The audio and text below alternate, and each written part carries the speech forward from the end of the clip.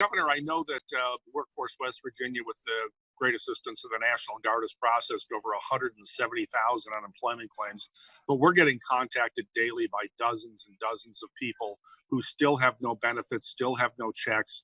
I know there are two Facebook pages now. One's called WV Unemployment Discussion, and the other is put up by WV House Democrats.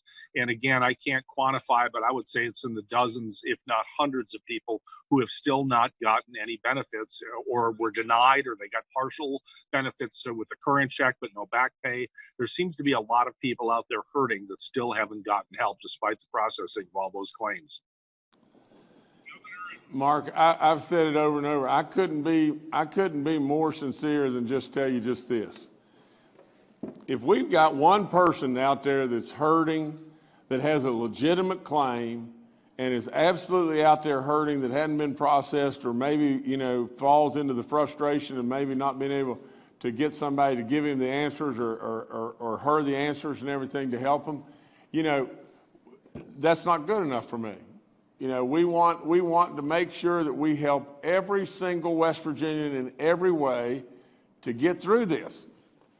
But I would just tell you just this. From the standpoint of what we're doing, we've processed over 200,000 claims, or there's been over 200,000 claims. And absolutely, now think about it. A typical March, because I know those numbers, was 3,400 people. Well, we've had 200,000.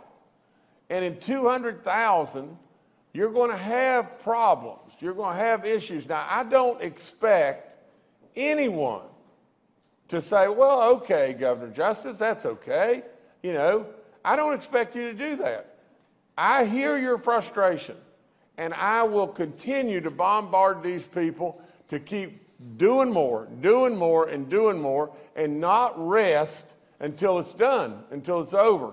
So all I can tell you is, if in fact we've got people, every state, everywhere, has tons and tons of issues with this very thing.